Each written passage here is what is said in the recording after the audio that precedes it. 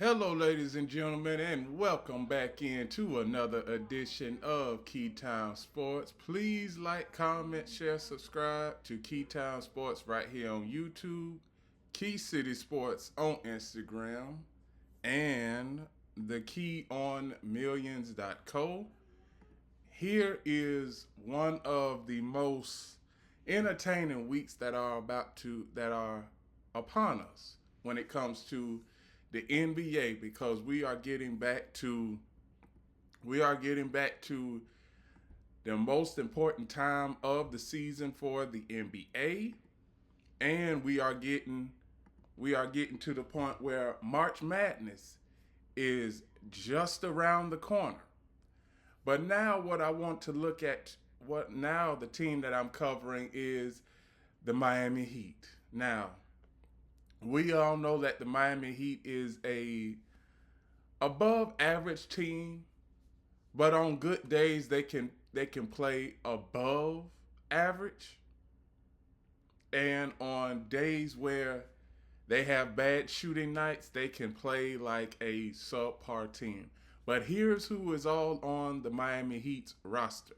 So, Bam Adebayo, excuse me, Simone Faccio, Myron Garner, Vlad Velasco Golden, Tyler Hero, Kaparskas Jakakunis, Jamie Jaquez Jr., Keyshawn Johnson, Nikola Vucevic, Trevor Keels, Pelly Larson, Davian Mitchell, Norman Powell, Terry Rozier, Drew Smith, Kyle Ware, Andrew Wiggins, and Jameer Young.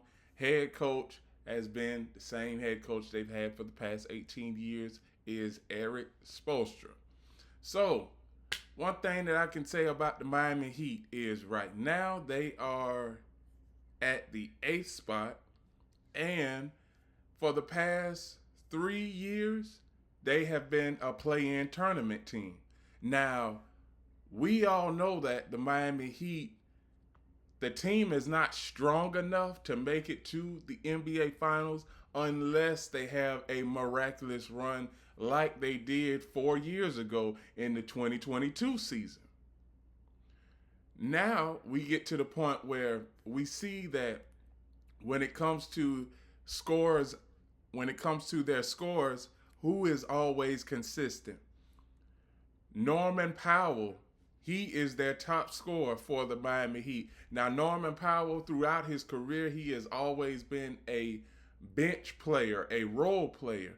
But now, since he's playing 30 plus minutes this season, he has become one of Miami Heat's top scorers. Tyler Hero at 21.5, Biombo, Adebayo 18.3, Wiggins 16.1, Jaquez Jr. 15.1, Ware 11.4, Larson 10.3, Mitchell 9 points, Fettuccino 8.5, Vucevic 7.5, Smith 6 points, Yakakunis 5.8, Garner 4.2 points, Keyshawn Johnson, 3.2, Jay Young 2.1, V Golden 2 points, and T Keels 0.0. So that is the lineup for the Miami Heat. Now, there's one thing that I just want to say about the Miami Heat, and I feel like that this is going to be one of the shortest segments that I've ever had because it's pretty much with the Miami Heat, it's black and white. Heat culture. Everything has to be, they have to monk the game up and keep everybody under a certain score in order to have a chance to win. We all see that. We all see that. So I am not going to waste any time because I don't see the Miami Heat getting out of the play-in tournament. And even if they do get out of the play-in tournament, who are they going to face in the first round? First round, they will be. So if the playoffs were to start today, the Miami Heat would be facing either the Detroit Pistons or the Boston Celtics. Now, before I get into playoff matchups, there is something that the Miami Heat, they can make either one of those two teams that I just mentioned, they can make the series interesting. Now, I'm gonna wait to tell y'all that a little bit later on in this segment. But as of right now, when we get to overall the team's future,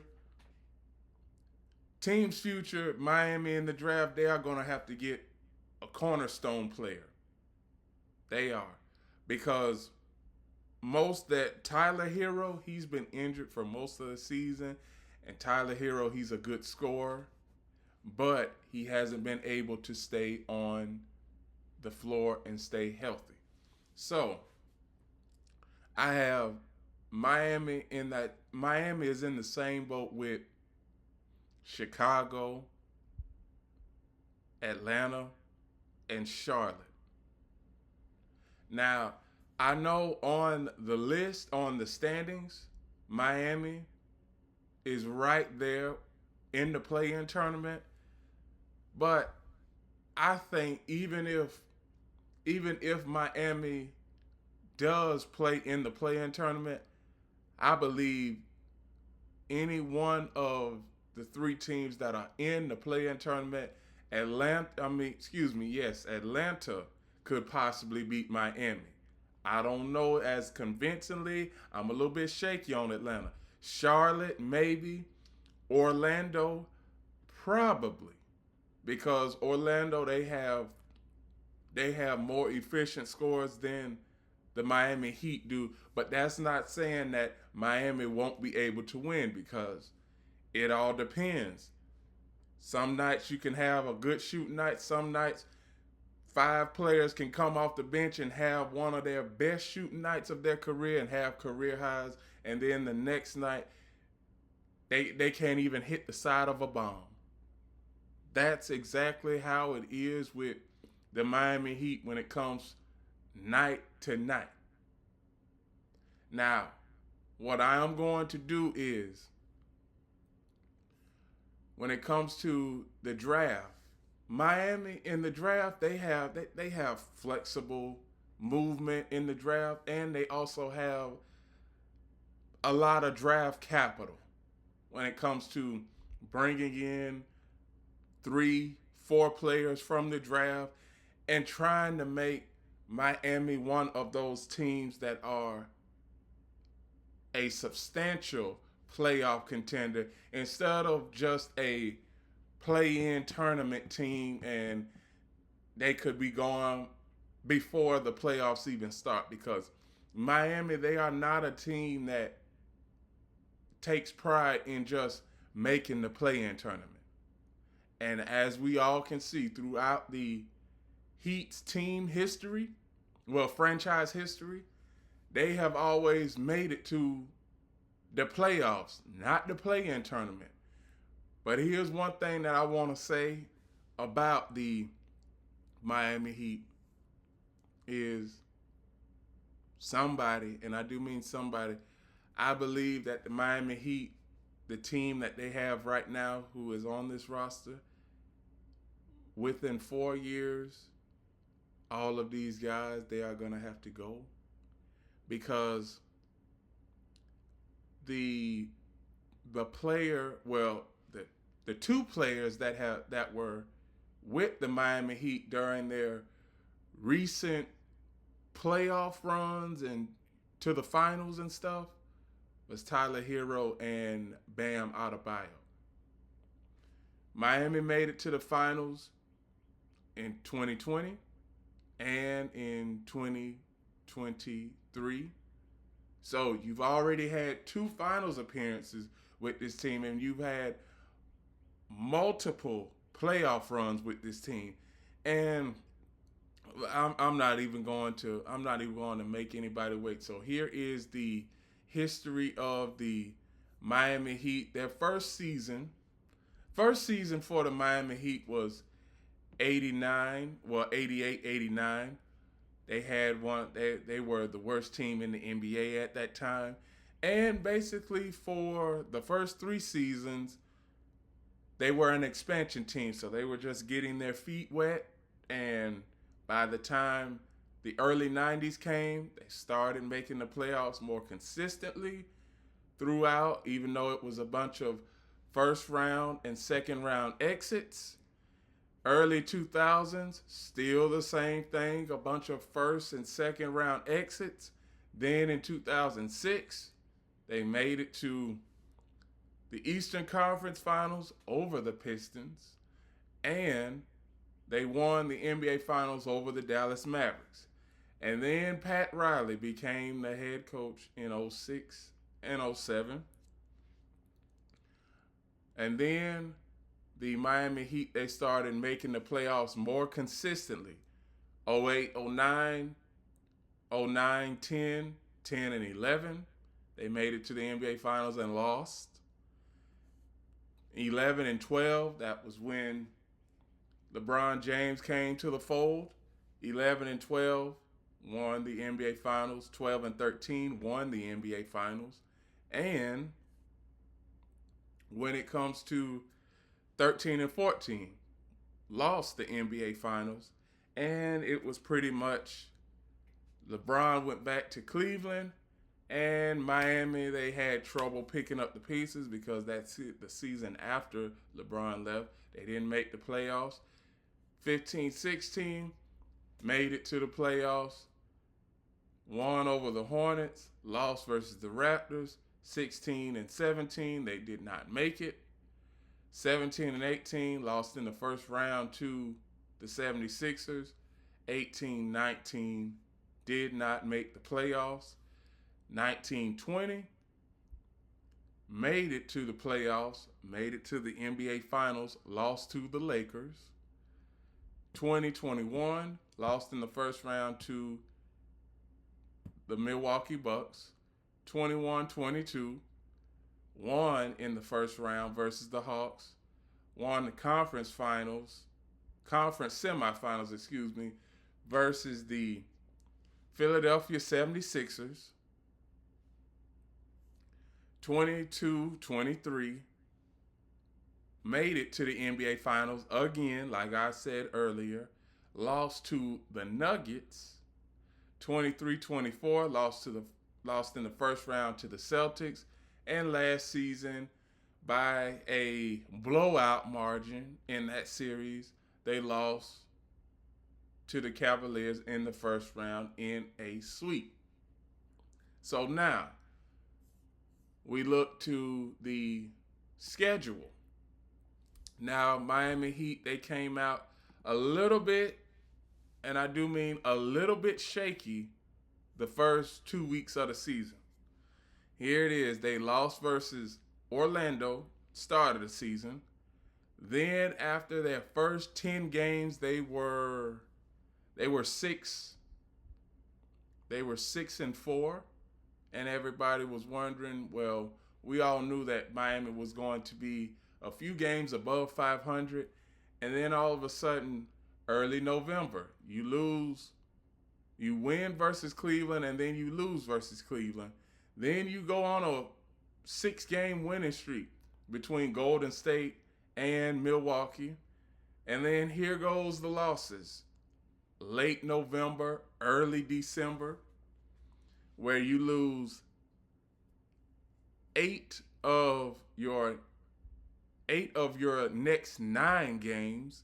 Then late December, you go on a little bit of a 4-game winning streak.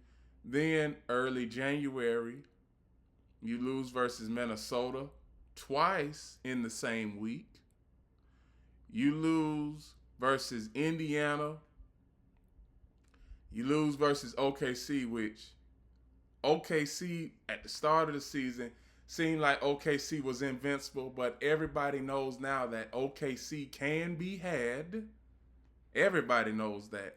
Then you win over the Phoenix Suns. You lose versus Boston. You win over OKC again 2 weeks. Well, excuse me, a few days later. You lose versus Golden State, Sacramento, Portland. You win over Utah. Phoenix. You lose versus Orlando. You win versus Chicago. You win versus Chicago. You lose versus Chicago. You played Chicago 3 times within 5 days. That is odd. You lose versus Atlanta. You lose versus Boston. Win versus Washington. Lose versus Utah on February 9th. You win versus New Orleans, Atlanta, and Memphis. And now we get to the remaining part of their schedule. And this is the remaining part of their schedule. So tomorrow night, the Miami Heat face the Milwaukee Bucks, and Milwaukee Bucks, they're not going anywhere. They are at the bottom of the East. If not at the bottom, they are near the bottom of the East. So Miami, they should be able to beat Milwaukee. Philadelphia, that is always a toss-up. Houston on Saturday. They play Houston on Saturday. Then next week you play Brooklyn twice in 3 days on the 3rd and the 5th of March. Then you play Charlotte, Detroit, Washington, and Milwaukee again, Orlando, Charlotte, Los Angeles, Houston, San Antonio. You play Cleveland.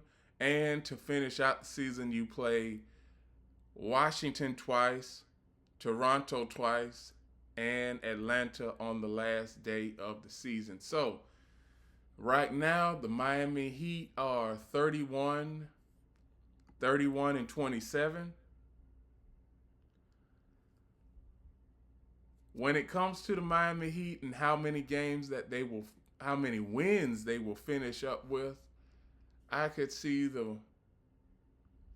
Miami finishing up with, I'm going to say 52 or 53 wins, because most of the teams that they have remaining on their schedule, I believe that most of these teams are going to be playing spoiler. And I'm going to tell y'all something. Charlotte is no slouch. I'm also going to do a segment with the Charlotte Hornets, because the Charlotte Hornets now, they have a chance at making the play-in tournament, and this is the first time in 10 years where the Charlotte Hornets have a chance at making the playoffs. So a lot of people, play-in tournament is the playoffs. So that's why I always say play-in tournament is the playoffs. So for the Miami Heat, all I see from them is a play-in tournament appearance or making it to the playoffs. Now, here's where the minutia comes in and the mystery. Because if Miami plays Detroit first, one thing about them, and I think that I'm going to have to, and I'm going to do this before the playoffs start. Detroit, they are a good team, but outside of Cade Cunningham and Jalen Duren, they don't have many players that can score consistently. So if Miami gets into a playoff matchup with the Detroit Pistons, who's to say that Miami doesn't upset the Detroit Pistons and win that playoff series? The same thing with the Boston Celtics. I can see that happening. But if Jason Tatum comes back, Boston, they pretty much have that series. Now, we all know that Miami, they have this type of heat culture where it's pretty much grit, grimy, keep it close to the end, and then we will see where we'll, and it's always like the Miami Heat, they just want to keep the game close and see if they can win at the end. But most of the teams that are ahead of them in these standings, they are much stronger and much more efficient when it comes to scoring on the offensive end and defending the basket too. So, with that, that is my remaining season outlook for the Miami Heat. Please like, comment, share, subscribe to Keytime Sports right here on YouTube, Key City Sports on Instagram, and the keyonmillions.co. Here is my media feed. Here is my profile so that you will know it's me. And here is our merchandise. We have live merchandise right here for anybody that needs a hoodie, a t-shirt, or we are going to be rolling out. We are going to be rolling out new merchandise throughout the rest of the year. This is what we displayed for the winter. But now the winter is starting to decease, and we are pretty much heading into springtime within a couple of weeks. So we will have new apparel out come March and April. We will have new apparel out for the entirety of this year and for the rest of this year. And remember, one last thing, everybody. The key is always on time.